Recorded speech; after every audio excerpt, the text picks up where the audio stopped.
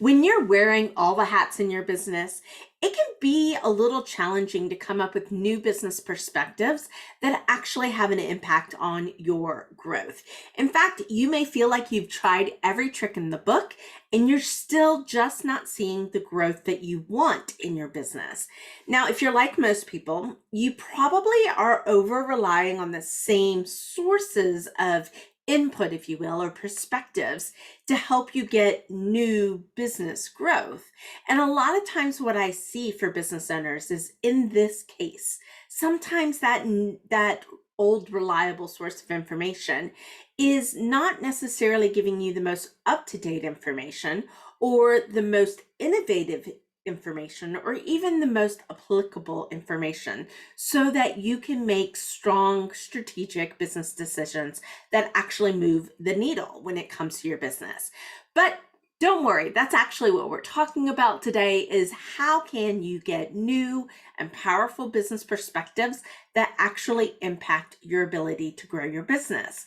Well, howdy everyone. My name is Leslie Hassler. I own Your Biz Rules, and I work with women-led service businesses to grow and scale in a way that's profitable and sustainable so that you can do your great work, you can build financial stability and legacy, and have a greater impact in the community. And today we're talking about just the all-important kind of designation of gaining perspective. Now, why is it important that you find ways to get new perspectives into your business? And I think perhaps the single biggest reason to do this is that you're battling the echo chamber. Now, there's a phrase that I love to repeat, and I think it's so true for business and in life right now, that a thought is merely just a thought. But when you repeat that thought over and over and over, the thought becomes a belief. Now, if you take that belief and repeat it over and over and over, then that belief becomes a truth. And if you take that truth and repeat it over and over, it becomes reality. Now, the interesting part of it is that it feels so true all the way through. But it is subjective, right? It is caused that truth and that reality is caused by the echo of a single solitary thought bouncing off a chamber that is not filled with diverse voices or diverse thoughts or diverse perspectives. And so when a business owner gets stuck here, that's when they will always feel like, like we said at the beginning, you've tried everything and nothing's working. You feel like you're spinning your wheels. You feel like nothing works. Everything you do just gives you the same result. Oftentimes, this is something that all of these situations really check the mark, that we need to change some inputs and we need to change some perspectives. The earlier you can do this for yourself is in that thought to belief stage before it becomes a truth. Because the truth and the reality, that takes a lot more work. When you hear people say, rewrite your story, rechange the narrative, that's what they're talking about. They're talking about the work that has to happen once a thought becomes a truth and reality for somebody, the work that has to be put into basically mindset in order to be able to get yourself back into a different perspective. So that's why this is so crucial.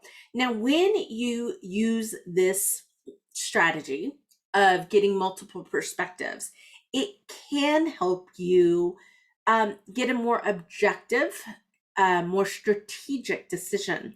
But the skill that you're going to need here is discernment, is really the ability to take it all in, to sort it all out, and to make sense of these different perspectives in a way of understanding what it is that actually meets your goals, what it is that meets your values, where you're headed, your team, your clients, all of those different factors that can make a solitary decision very complicated in a small business.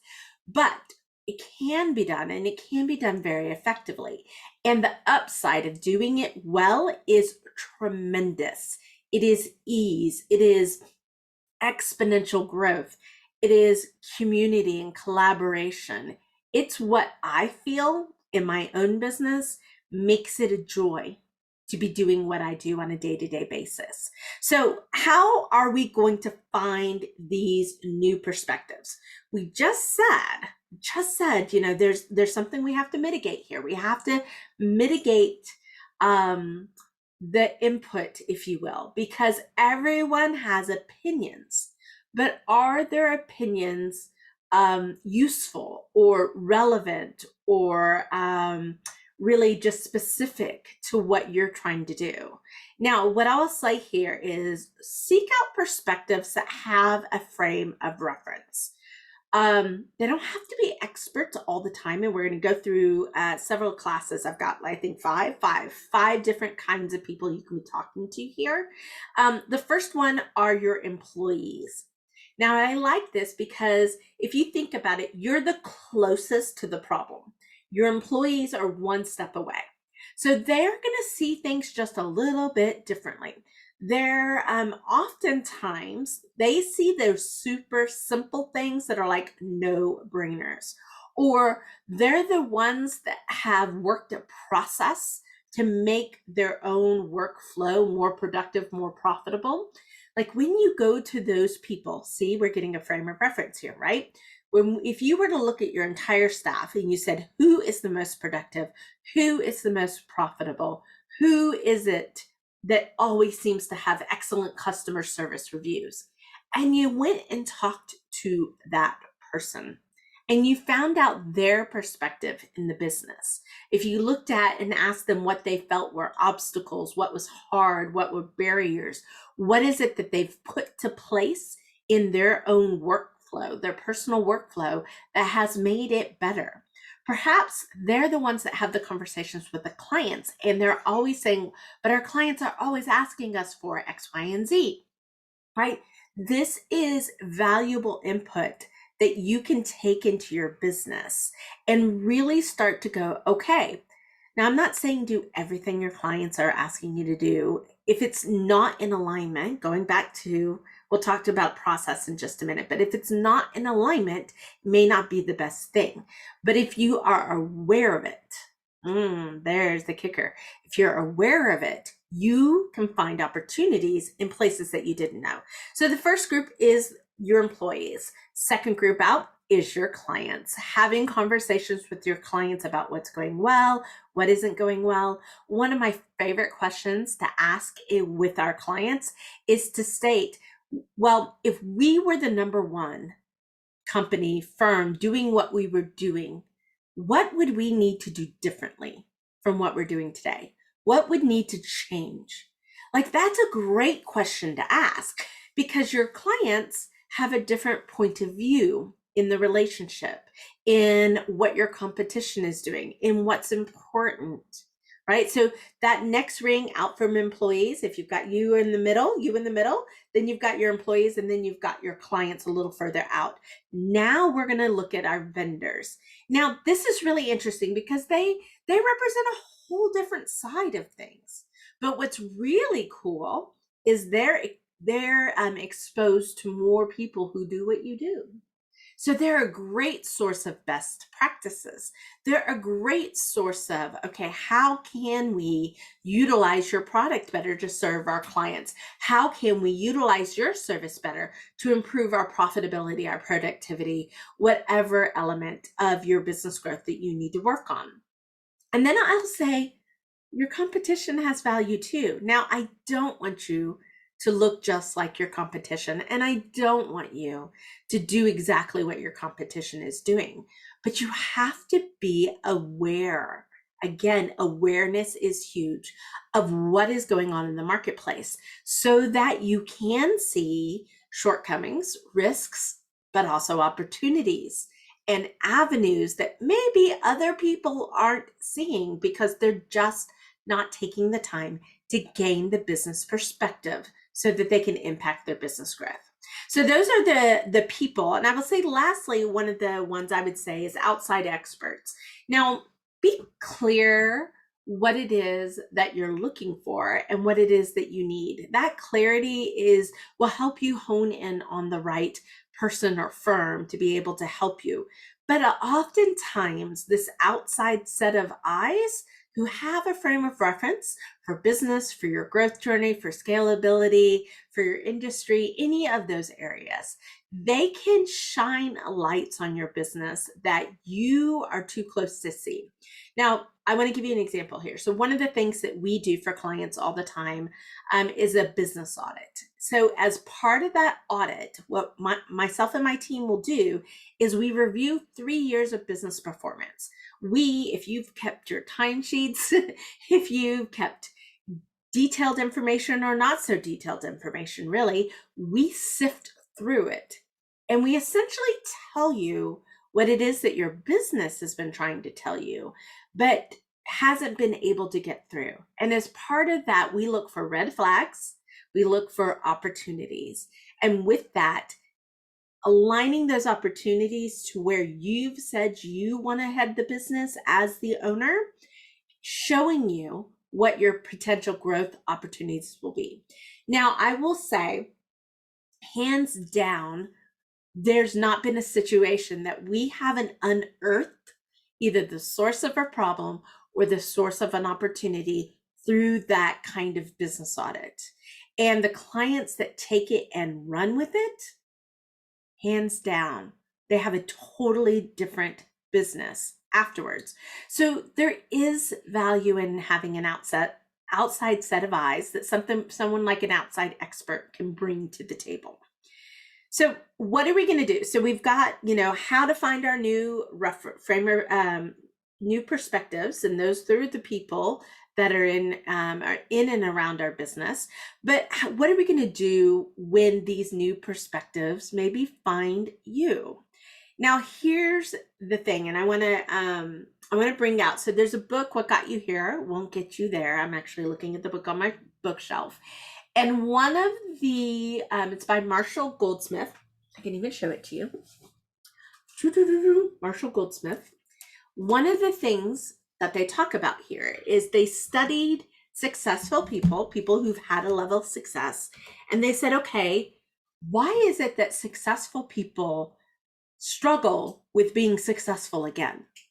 And part of that is they fall into an I know trap. Kiss of death. Oh my goodness. I know I've been guilty of it. I just said it. I'm sure you've experienced this. If you've ever brought up a good idea and the response to the idea is, I know that doesn't work, the la la la la la. It's not a listening, it's a responding, right? So as the business owner, when these new perspectives find you, the first thing I need you to do is put aside a response. You don't have to have the answer right now. I know that's kind of strange. It's a little difficult when you are so used to making all the decisions. But if you can set aside the response and put it over here, then you can get to your second step. And that second step is active listening. And when you're using good, solid questions to really understand what this new perspective could bring to the table, you're open to finding the gold, right? You're open to finding that opportunity, to gaining better understanding. Now, here I would like you to also, very rarely does a new perspective not involve multiple stakeholders. So go gather more perspectives. But be careful here with your questions. Don't ask leading questions. Ask very consistent questions. And then again, probing questions that go deeper into people's responses. Because it is our habit to answer that first question very superficially. But if you can get into, well, what does that mean? What does that look like? How would that play out? Give me some examples of those types of things. Help your understanding go a little bit deeper. Our next step is put it against the litmus test. Is this important? Is this urgent? Does this move us along our strategic goals? Is this a nice to have? Like, really understand what you should do with this information. And that's our next step, is to take action. Don't let these good perspectives, collect dust on your bookshelf. In fact, especially if it's a team member or a close colleague or a close respected expert that is there, don't ignore the perspective. Take some level of action, even if the action is, this is a really great idea. I can see value on it, but now's not the right time. We're going to review this as part of third quarter. My clients and I do that all the time when we're gaining new perspectives along the way of implementing a growth plan. In fact, I just had a conversation last week where new information has come into play, and we're like, oh, okay, that makes what we think our next step should be doing to not be next. We need to delay and put it in quarter 2, and then we'll address it again. Okay, so the last one is close the loop. The last little step in what to do with this new perspective you find is to close the loop, meaning go back to the source, thank them, let them know what you've done with the information. Especially if this is a close team member, guys, this is how you keep your team looking for opportunities to grow so that it's not all on your shoulders. Okay, if you don't respect their input, even if it's input you can't take action on right now, then that input will dry up, and that won't be, in the end, what will help you grow your business. So some examples of how finding some new perspectives can help your business. And I'll give you a really easy one, and then I'll give one that maybe you can identify with. So we were on a mastermind call with one of our clients, and we were talking about her sales and her conversion, and she was disappointed with it. And I said, okay, so explain what you do. Tell us the story, help us understand what it is that you're doing. And as she's explaining the process and what she typically does, I asked this question. I was like, wait a minute, stop, back up. Does that mean that you don't present your proposals? Like you just email them, which is ever so common. She goes, well, yeah, we've talked, and I send it to them in email. And then I hear from them, wow, this is great, but maybe next year. And I said, no. That's that little step of just sending a proposal, but not presenting it, is impacting your conversion. Said, all I want you to do, you're no longer allowed to send out a proposal. You can send it out 5 minutes before the fact that you're going to meet with them, so they have it with them when they do this, but go over the proposal in person. Take the time to do that. Now, here's a really interesting story of perspective, right? My perspective, helping my client change and improve her business. But in doing so, my client is able to communicate better her perspective to her client so that her client and she share the same perspective, right? Which she shared with us just a couple weeks ago, how much of an improvement that has been. And add that she's on track already in February to have her best year ever. These little changes, right? Perspective can be grand, but sometimes it's the little things that add up to big changes. Now, I'm going to give you one that you can go watch if you want, is Undercover Boss. One of my kids' favorite shows. I like watching it too. And I always love seeing a CEO's perspective going out and then seeing what they bring back. And if you notice, do they find lemons in their teams? Yes. They find lemons, I would say maybe 10% of the time, maybe 15%. But amazingly to me, every time an undercover boss goes out, they find one person who is just knocking it out of the park. And what they do with that is bringing that person back in, either as a trainer, either as somebody that can pour into a strategic initiative, somebody who has a different perspective. And in going out into the field, the owner is getting a different perspective. So go watch an episode of Undercover Boss. See how they're using, even larger corporations are using the ability to gain a different business perspective in order to impact their business growth. So we've covered a lot of ground today, but this is so super important. I think this is one of these new paradigm ways of managing your business that actually makes it easier for you to do so, and to do so with impact and with growth. So just as a review, why do we want to find new business perspectives? Because we want to battle the echo chamber that creates realities that don't serve our goals. We want to be able to find these new perspectives by reaching out to the stakeholders around us. So our employees, our clients, our vendors, our competition, and yes, even bringing in people who have a frame of reference, outside experts, to get an outside set of eyes. Then we're going to know on what do we do when new perspectives find you. We're going to set aside our reactions. We're going to set aside our response. We're going to practice active listening. We're going to gather more perspectives. We're going to give it a litmus test, take action, and then close the loop on that, so that we're honoring the people that are actually taking time to bring a new perspective to us. So we've given you lots of examples of how this might show up in your business, what kind of change it could have. But at the end of the day, this is what I know.